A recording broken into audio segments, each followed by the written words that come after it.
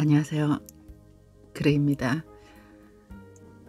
이전의 영상에서 나르시시스트 성향의 사람과 직업적, 경제적, 그리고 환경적 이유로 그들의 정체를 알았음에도 어쩔 수 없이 함께해야 하는 상황이라면 그들과의 대화에 말꼬리를 잡힐 수 있는 대화를 하지 마시라고 했었습니다. 감정이 드러나지 않는 정중하고 상냥한 대화, 그러나 짧게 끝낼 수 있는 중립적인 주제로 간결하게 그렇게 대화를 나누라고 말씀드렸었습니다. 물론 여러분을 고통스럽게 하는 이들에게 정중하고 상냥하게라는 말은 짜증스럽게 들리실 수 있어요. 그러나 상대가 주먹질을 할 거라는 걸 예상하고 마음의 준비를 하고 맞는다고 해서 상대의 펀치가 아프지 않은 건 아닙니다. 고통이 익숙해지고 맷집이 좋아질 수는 없어요. 아프지 않은 게 아니라 그저 소리내지 않고 우는 기술이 늘어나는 것 뿐이니까요. 골병이 드는 것과 마찬가지 아니겠습니까? 이왕이면 그들이 여러분을 공격할 기회를 최대한 주지 않는 것이 좋지 않을까요?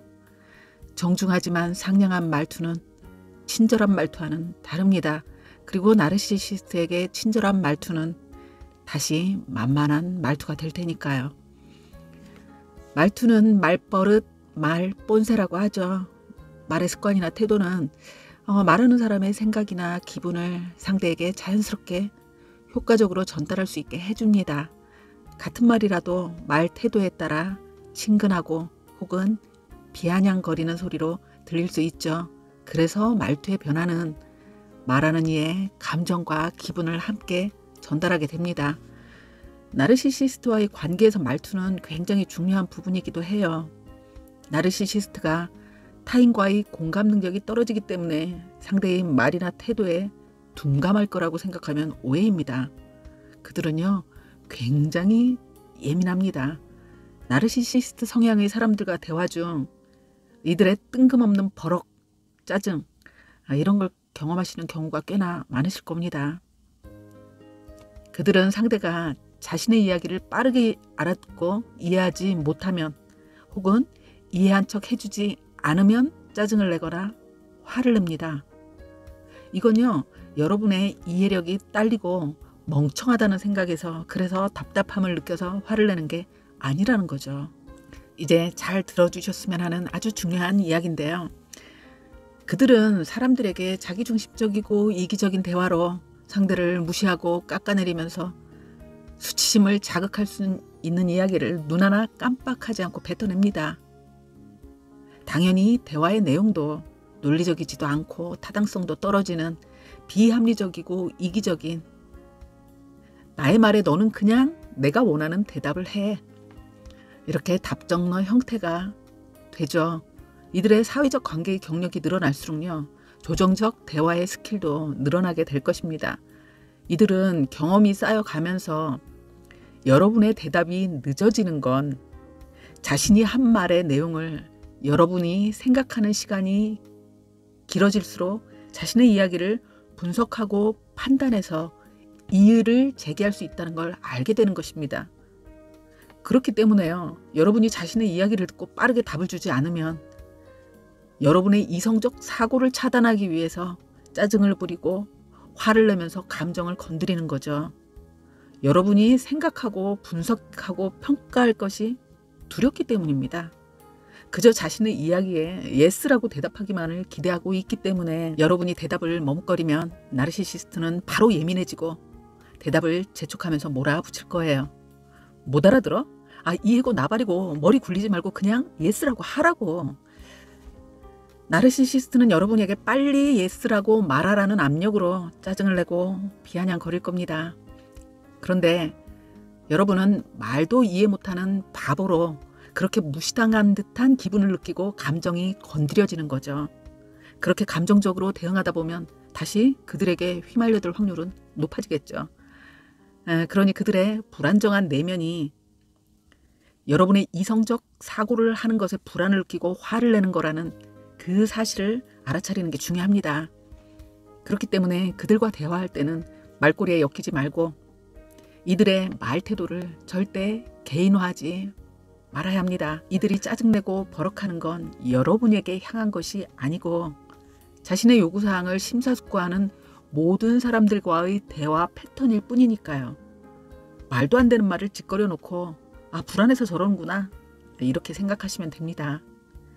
그래서 여러분이 중립적이고 대화에 휘말리지 않는 태도를 보이게 되면 그들은 여러분이 더 이상 자신과의 싸움에 걸려들지 않는다는 걸 느끼게 됩니다. 그리고 그들이 더 이상 같은 방식으로 여러분의 감정을 휘두르지 못한다는 것도 느끼게 됩니다. 그래서 그들은 더 이상 여러분이 자신과 엮이지 않으려 한다는 걸 느끼게 될 거고 자신이 확실한 승자가 될 수 없는 게임을 나르시시스트는 좋아하지 않습니다.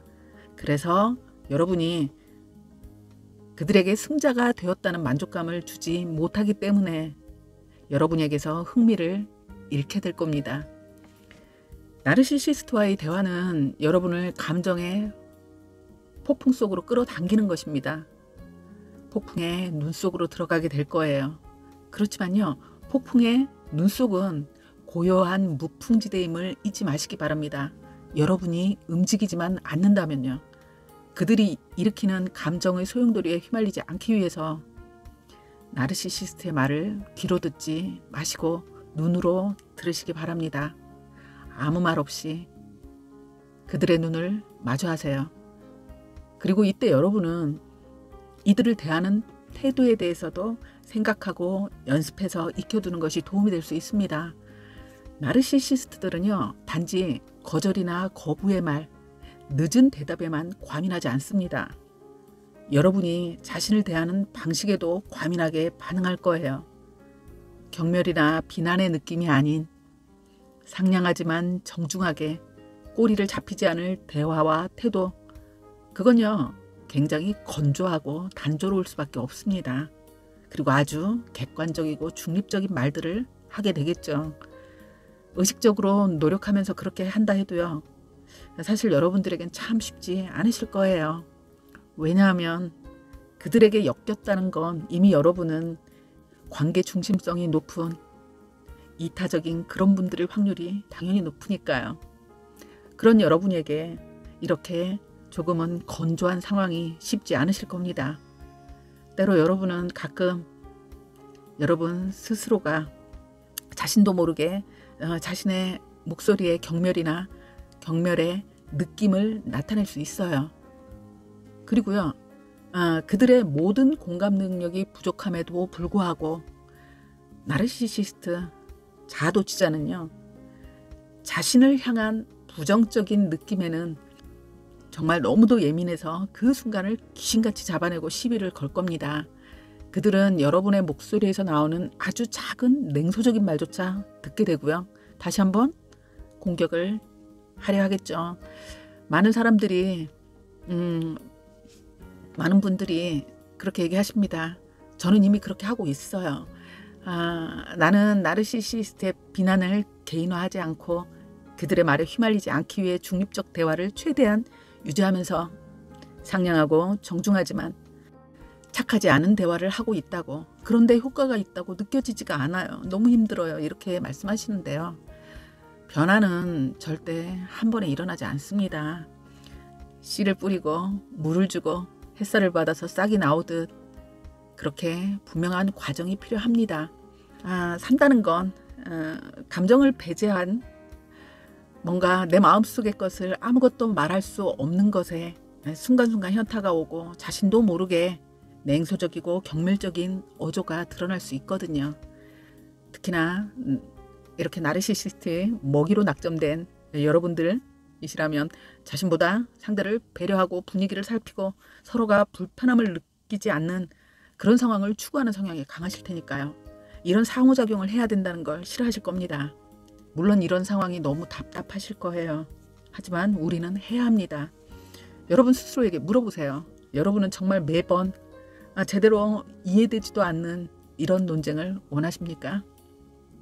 너무 냉소적이지도 너무 경멸적이지도 너무 지루하지도 않게 여러분의 목소리 톤을 연습하고 완벽하게 연기하기 위해 노력하신다면 그게 결국 불필요한 고통, 두통을 피할 수 있는 또 다른 방법이지 않습니까? 그리고 일상에 사소한 자괴적 말다툼을 겪어야 하는 이런 감정적 손실을 피할 수 있는 방법이거든요. 감정적 에너지를 지키는 건 중요합니다. 이렇게 낭비되지 않은 에너지는 그 관계에 머물게 하는 그런 구실을 스스로 찾고 좌절하면서 무기력에 빠지게 되는 여러분 자신을 지키는 에너지로 여러분을 지탱하고 앞으로 나아갈 수 있게 해줄 것이기 때문입니다. 혹시 아직도 이런 생각을 하시는 분들이 계실까요? 내가 참으면 언젠가 이 사람도 내 마음을 알아주고 고마워할 날이 올 거야. 내가 참고 양보하면서 잘해주면 그래도 인간인데 언젠가 변화할 거야.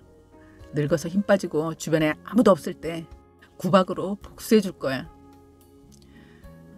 그저 이기적인 마음이 조금 강하고 자기 고집이 센 그런 상대라면 몰라도 나르시시스트는 절대 변하지 않습니다. 아니요. 그런 날이 오기 전에 여러분의 삶이 먼저 황폐해지게 될 겁니다. 나르시시스트의 무의식 속 뿌리는 여러분의 고통이 기쁨이 되고 여러분의 기쁨이 고통이 되는 오로지 자신만 세상의 관심과 인정의 중심이어야 하고 세상의 중심은 자신이어야 한다는 망상 장애에 걸린 사람들이거든요. 그리고 이 망상에 스스로가 세뇌되고 체면에 걸린 상태이기 때문에요. 타인이 깨워서 풀어줄 수가 없습니다. 그래서 치료가 결코 쉽지 않거든요. 스스로가 자신을 신이라고 믿어버린 사이비 교주처럼요. 그들의 망상은 너무도 견고하기 때문입니다. 치료는 스스로 자신이 환자임을, 자신이 아픈 사람이라는 걸 인정하는 것에서 시작되기 때문입니다. 그래서 치료는 틀렸고 떠날 수도 없으니 이제 참지 않고 나도 돌려주면서 살겠다는 분들도 계십니다. 엄마를 때리는 아버지를 미워하다 자신이 아내를 때리는 폭력 남편이 되는 것과 다르지 않습니다. 괴물과 싸우다 스스로 괴물이 된다면 자신의 본래 모습을 완전히 잃게 될 겁니다. 나를 지키고 정서적 타인이 되는 꾸준한 연습은 감정 노트를 통한 나를 지키고 회복하는 시간을 습관적으로 가져야 합니다. 그렇게 여러분이 단단해졌을 때 무소의 뿔처럼 나아갈 수 있게 될 겁니다. 시청해 주셔서 감사합니다. 구독과 좋아요도 부탁드립니다. 감사합니다. 구독, 좋아요, 알림 설정.